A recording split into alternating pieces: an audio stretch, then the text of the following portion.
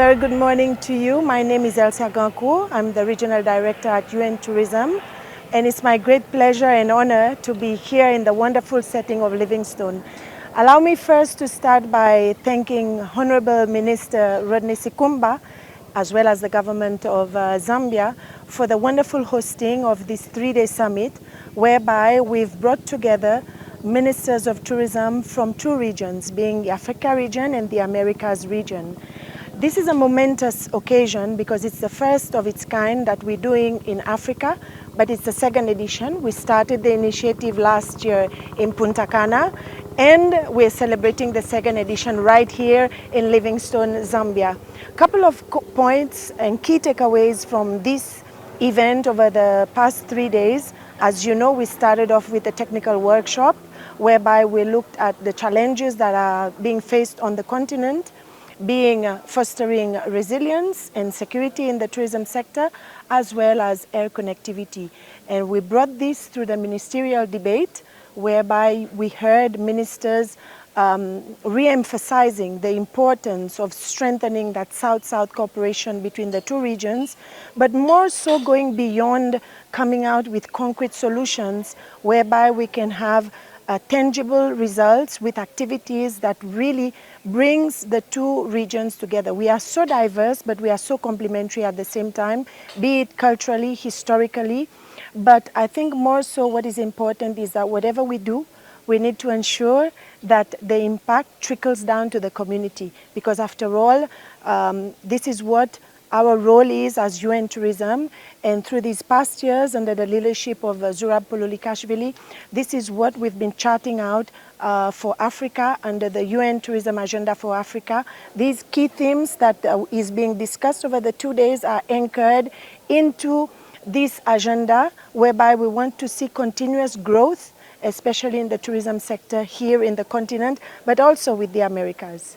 Okay. Thank you. That's lovely to hear. So coming to the end and to the summary of this event, what are you expecting? What are you looking forward to see? Okay, couple of things. Obviously to visit the wonderful setting that we are in, but I think more so is to see what happens from here.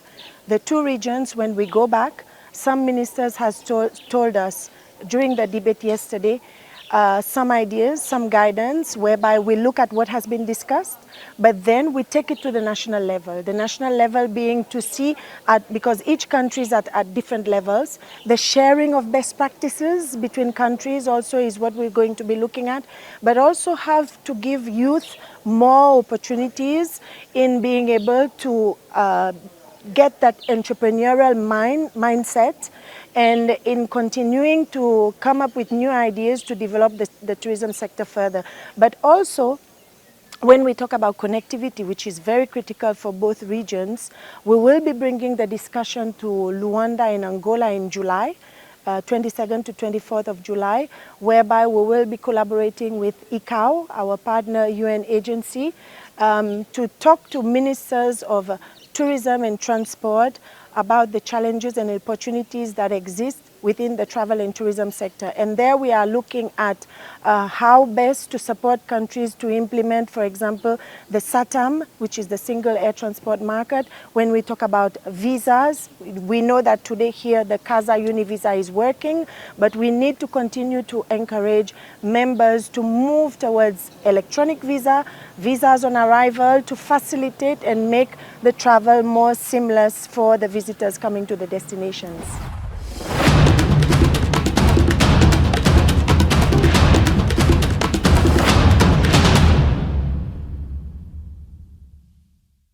So P.S. Mahanga, you attended the first opening session and you gave a keynote speech. Sure. Are you able to share with us from a high level in terms of the key points that you were driving across in your speech you delivered this morning? First of all, it's to make sure that there is heightened awareness of the destination Zambia itself, and in particular Livingstone, where this summit is being held. So the idea was to welcome all the delegates. As you know, this CAFCAM, it's a commission for Africa and commission for America's ministers of tourism, who are here on a shared vision of South-to-South cooperation. So it's important that they know in the destination where they've come, because that's an opportunity for us. But if you've seen, after welcoming them, the technical meetings started to happen as well. And within the theme of innovation, the theme of actually cooperation and investments as well, you have seen that we were talking about the legacy of what has happened actually in the tourism sector in terms of growth. That's quite important. But we're coming from the backdrop of COVID, and post-COVID numbers are showing tremendous growth in all the sectors within the industry. But it doesn't happen by mistake, as they are talking about. You have to think pre-crisis, and also when the crisis comes, and also post-crisis, what do you do to ensure that there is resilience in your strategy? So it's very, very important. But for nature-based type of tourism, we have seen also in terms of how do we ensure that there is sustainability. We need to embrace, digital innovation to ensure that the world, as it moves in its dynamics of big data analytics, and for tourists who also know destinations from the digital platforms, they should be able to access that information easily. And this is why we need the young techs, those young people, for the jobs that this industry creates. You heard that if you invest much more in tourism, there are more jobs to be created actually. Not just core tourism sectors, but subsectors as well, in transport, in those that are in the value chain like agriculture, industry. They will be able to benefit. The hotels themselves, because they are consumers of all these things that come from tourism. So people to people, transportation, and everything else that you talk about. So that crisis, you'll be able to deal with it. We saw that. But they were also talking about examples of what happened in certain destinations like France, when there was that fire at Eiffel Towers itself. How do you come back and ensure that you can be able to reposition yourself and be a destination of choice? Also cooperation, people to people, and knowing the best practices that we talked about it as well. And there are sidelines that have been happening within the course of the meeting. So we just had, for example, from Dominican Republic, which has grown tremendously from 2 million in 5 years to 10, 11 million tourists visiting their country. So there are more tourists than actually the population of Dominican Republic itself. And there are many examples like that. We had Colombia doing 5-6 million. So this element of sharing knowledge, sharing best practices is what will come out of this CAFCAM meeting, because South-to-South cooperation, what does it mean? This basically people movement from South Americas, from Africa, and interchange of trade as well. That's quite important. But also exchange of ideas, exchange of technology, and what has worked there, so that we don't reinvent the wheel. So in a nutshell, that's what I can be able to say. That's my major takeout. And as we join even the ministers' meetings tomorrow, SG Zurab will be able to open it as well. And I like the passion, the strategy that he's taken, the friendship of the UNTO. He's the only SG so far that has brought, Africa to the forefront on the decision tables. The CAF is also very, very active now as Commission of Africa, because they're going to have it in June, for example, before their General Assembly that will happen in Riyadh in November. So the whole roadmap, the whole milestones that are happening within the tourism sector, it's very deliberate. And as the President said yesterday when he paid a courtesy call on him, the idea is to make sure that we are deliberate, we are intentional about what we want to do in the sector. And that's what Zambia is doing. And he demonstrated that, looking at the expanse of Zambia, 750,000 square kilometers of a country, it's quite relatively huge. And how do you make sure that connectivity by road is there? But also, how do you start moving tourists from one town to the other. So we're doing connectivity, for example, Livingstone with Kafue National Park, South Ruangwa National Park, and Liua National Park as well through the Great TDP project, where we're doing that to ensure length of stay for our tourists. When they come, we can be able to move them around this whole circuit, but also the longer they stay, the more money they spend in the destination, and obviously more jobs are created, and those who get jobs, they start paying taxes as well, but also for the services that they consume, government starts to generate the taxes that are required to give the services that are needed also for the people that might indirectly not be involved even in tourism, or not directly involved rather, but they'll enjoy the services through funding of CDF. How does money from CDF come? It's from the taxes that government collects. But so when you see, it is all connected, and that's what this government is all about. So it's very intentional, very deliberate about the tourism sector growth going forward.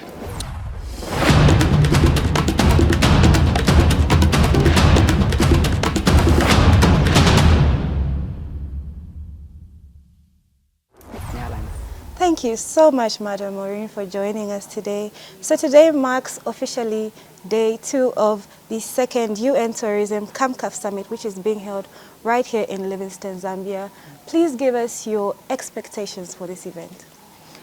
This event is the second edition of UN Tourism Summit that brings together Africa and the Americas regions to deliberate on issues around tourism growth and development. And the expectations from this event, actually is already like halfway done, is how can we deliberate from these two regions and share ideas, share experiences and knowledge, and collaborate on how we can grow the tourism sector, because the Americas and the Africa region face some similarities in terms of the marketplace, similarities in terms of the challenges and opportunities that these two regions are going through. Okay, so yesterday was officially day 1. Can you please give us your brief highlights from the day 1 of the CAMCAF Summit? Day 1 yesterday had 2 workshops. The first workshop was on security and crisis management, and that was very insightful on the aspects of how can we be better prepared when the crisis strike. And we got some case studies on how some crises were handled. And the second workshop, which I facilitated, was on how can we bolster tourism through intra-regional connectivity and visa facilitation policies. That was a workshop that brought together from the two regions, Africa and Americas, technical experts. I did some presentation on the state of the industry. The discussions were very insightful from the participants on what can we do to drive forward tourism in Africa and Americas. Okay, lovely to hear. So going forward with this CAMCAF Summit, what are you personally looking forward to see? Personally, what I'm looking for, just to focus a little on the outcomes of the second workshop on intra-regional connectivity, is on the key points that came off from the participants. We had some key focus areas. First of all was the intra-regional connectivity. We did a deep down on the single African air transport market. Why is SATAM important for us? We looked at the aspects of if we have SATAM effectively implemented, the benefits to airlines are such that we can have a better connected Africa. Benefits to participants of the workshop, benefits to passengers, is looking at the ease of moving from one country to another in Africa. We got some examples where some participants took 2.5 days to come to attend this conference. This is unacceptable in this day and age. We also looked at the visa openness, the situation that is currently there, and what we need to do to streamline the visa processes. In Africa, the key issue that came out is, if you compare with Americas, we have a lot to learn. The case of Argentina, when Gustavo Santos, in his intervention, he shared the experience of Argentina, looking at when the visa processing was streamlined, there was a huge increase in passenger numbers to the country, about 8% in 1 year. So this was a case in point where in Africa, if we can streamline visa processing, we can make it easier for Africans to travel, then the results are actually very clear. A challenge for Africans is, on average, an African needs to have a visa to travel to 34 countries. 34 countries. And if you look at the other regions, for example, the Schengen zone, within the region, the citizens do not need a visa. So some of these very low-lying actions that we can take from our own African states can streamline the processes, can make the ease of travel and access much easier.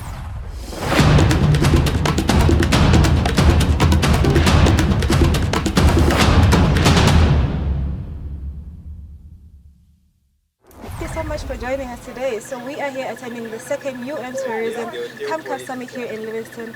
Please give us your brief highlights concerning this event. Thank you. Like you have said, my name is Rebecca Miano, the Cabinet Secretary for Tourism and Wildlife from Kenya. This is my third day here in Livingstone, attending the second UN Tourism Africa and Americas Commission, and it has been quite an engaging session. And on the first day, we all congregated, and it was a time to open dialogues and to forge partnerships. And some of the highlights of the discussions that we have had today is the progress that we have seen in the tourism sector in the two continents. Very happy that the sector is on an upward trajectory. We were shown the numbers and the graphs indicating that the two continents are doing quite well in terms of the growth for tourism. We also discussed issues that we need to focus on, and specifically issues of connectivity, and that is air connectivity and other infrastructure. We have seen that that is a very big barrier. Some of the delegates that came here to Livingstone had up to 36 hours of travel because of indirect connections, and there were great ideas on how we can have better connectivity and better access. The other discussion was on visa openness, countries being encouraged to have free movement of people, because tourism is a socio-economic activity. It's about people, and it will not thrive if there is no visa openness. We then looked at technology, and we know that the world has become a global village. Each country needs to have technology, and we know that digital literacy is critical for tourism. And the other topic and highlight was the importance of free zones for investment in tourism facilities. And African countries and the Americas countries are encouraged to set up free zones where we can have tourism facilities like hotels, conferences, retirement homes, entertainment joints, all in a free zone. And one of the other most exciting topics is the role of the youth and innovation to spur or revolutionize the tourism sector. We appreciate that, especially in Africa, 70% of populations in African countries, 70% is youth. And the youth in Africa are energetic. The youth in Africa are many. They are energetic, they are innovative, they are digitally literate, and we really need to get jobs for them and encourage them to be entrepreneurs, to come up with new products using innovation, and that these are really, really exciting ideas. The final highlight I would like to bring up is on crisis management, preparation for crisis. We are all prone to crisis, and crisis affects tourism directly, so there is need for preparedness, and there is need for swift crisis management so that our destinations, both Africa and the Americas, remain resilient in terms of crisis. And of course, we need to address other challenges of sustainability and climate change. So in all, the Zambia second tourism summit, ministerial summit, has been a resounding success. And the conversations, if they continue, we are going to see quite a lot of progress in the promotion and development of tourism in the two continents.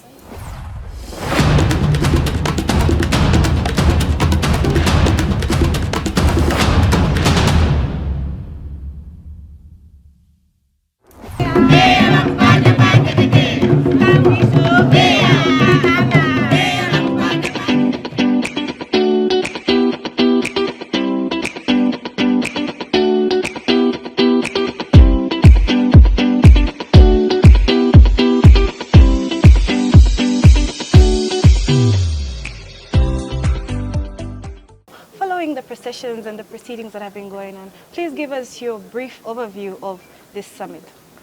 I think it's a good summit because it's put a link Africa and America.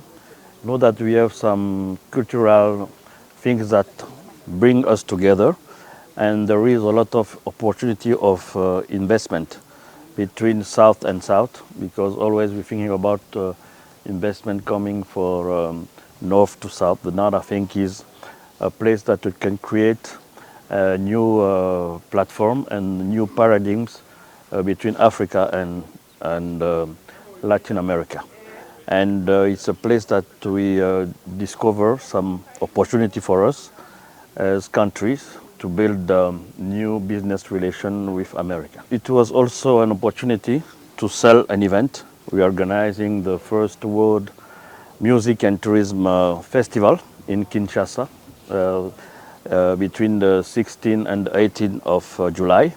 And it was a place to meet the people and to explain what we're going to do. It's the first time that we organize this kind of event in the world that's going to take place in my country, and people come from all over the world to present their music, their culture, and also the destination.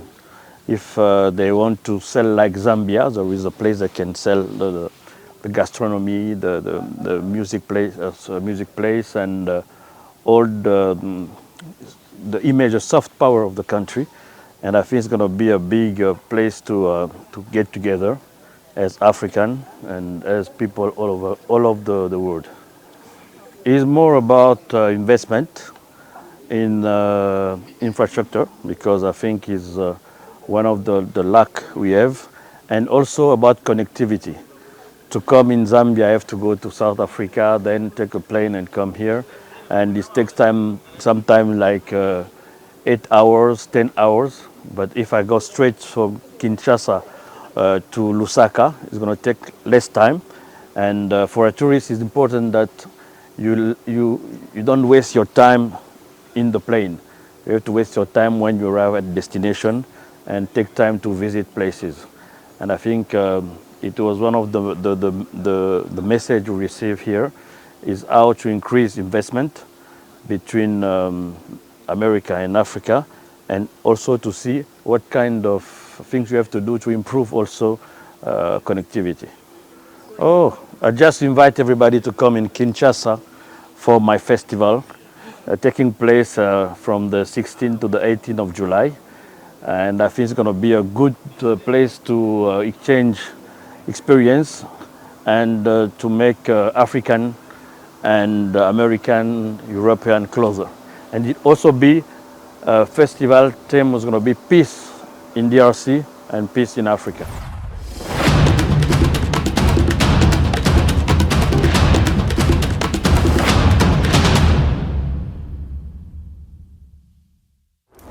Okay, so we managed to attend your very insightful workshop, and we just want to hear a brief overview of what you had to say concerning crisis management in tourism. Absolutely. The UN Tourism has been involved in fostering the resilience of destination through the learning of best practices, good ideas, challenges. The idea here is whatever a destination is facing in terms of challenging natural disasters, security issues, man-made disasters, that's most of the time the same problem for just about everyone. And so what works well somewhere can be replicated elsewhere. A few years ago at UN Tourism, we published a white paper on safety and security in tourism. And we've done that during the pandemic, during the lockdown actually. How did everyone learn from the pandemic?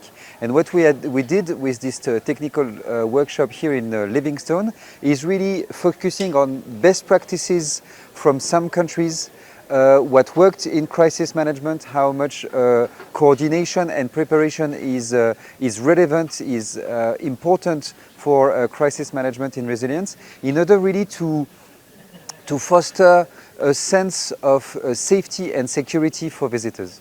The changing I'm expecting to see is further crisis management preparation, really in terms of coordination for emergency responders, for government, in order to really to show to visitors from all over the world that should, let's say, a natural disaster happen to that country, it will be ready to face it.